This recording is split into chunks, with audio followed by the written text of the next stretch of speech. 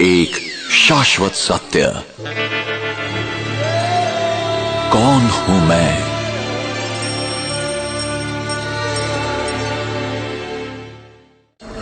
आज मानव विकास के जिस मुकाम पर आ पहुंचा है, वहां उसके लिए अब कुछ भी असंभव नहीं रहा।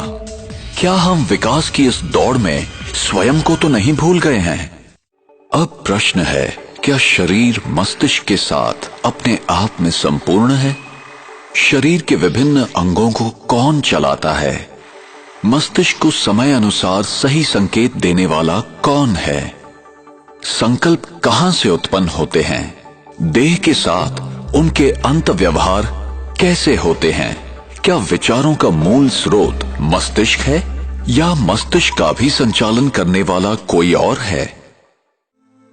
आइए अब हम एक अनुपम यात्रा प्रारंभ करें और स्वयं के विषय में उस सनातन सत्य को खोज निकालें, जिससे हमें पूरा ज्ञान एवं अनुभव प्राप्त होगा कि मैं कौन हूं। ये मैं नहीं हूं, मैं ये हूं। मैं एक आत्मा हूं, एक अति सूक्ष्म, अविभाज्य और अविनाशी चेतन दिव्य प्रकाश बिंदु रूप हूं। एक पराभौतिक सत्ता हूं। जब तक मैं आत्मा इस देह में हूं, तब तक ये कहा जाता है कि देह जीवित है। जब मैं आत्मा देह से निकल जाती हूं, तो शरीर शव हो जाता है। इस घटना को ही मृत्यु कहते हैं। किंतु फिर भी आत्मा तो अजर, अमर, अविनाशी है। वो सदैव जीवित है। मैं आत्मा मस्तिष्क के बीच में भ्रिकुटी के मध्य में स्थित हूं, यहीं पर विराजमान हूं। मैं आत्मा शरीर की सभी इंद्रियों का मस्तिष्क द्वारा संचालन करती हूं। भ्रूण जब तीसरे से 5वें माह का होता है, तभी उसमें जीवन शक्ति आती है। ये जीवन शक्ति ही आत्मा है।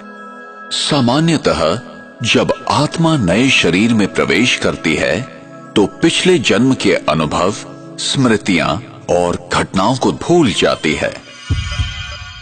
इसकी दूसरी ओर मृत्यु क्या है? मृत्यु वो स्थिति है जब आत्मा शरीर छोड़ देती है। और आत्मा जब शरीर छोड़ती है, तो वो शरीर जो खून, हड्डी, मांस से बना हुआ आत्मा का वस्त्र है, एक पुतला मात्र रह जाता है, जो प्रकृति के पंच तत्वों में विलीन हो जाता है।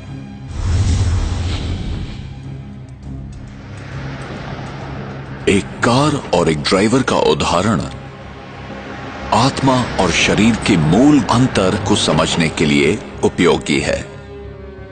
अगर आप अपने शरीर को एक कार मान लें, तो आप आत्मा इसका ड्राइवर हैं।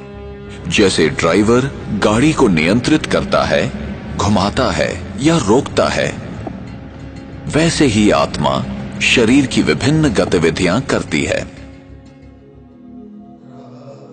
अब प्रश्न ये है कि मैं अपने आप को आत्मा कैसे महसूस करूं? जरा सोचें कि एक बड़ा सा नकली मानवीय शरीर अपने सभी अंगों के साथ है।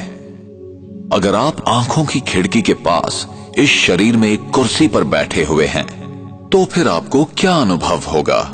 जब आप आंखों की खिड़की के भीतर से झांक रहे हैं, तो क्या आप अपने आप को इन आंखों की खिड़कियों से अलग महसूस नहीं करेंगे? आत्मा भी ऐसे ही महसूस कर सकती है कि आत्मा और शरीर अलग हैं। जब मेरा प्रत्येक कार्य और व्यवहार आत्मिक स्थिति में होता है, तब मैं अपनी वास्तविक स्वरूप के अति समीप होती हूं। यही आत्मिक स्थिति है। इसलिए अपने आप को आत्मा समझें। अपने जीवन को आध्यात्मिक दृष्टिकोण से जिएं और सबके प्रति सकारात्मक वृत्ति रखें, जिससे हमारा जीवन और हमारा समाज शांति, पवित्रता, खुशी और प्यार के प्रकाश से जगमगा उठे।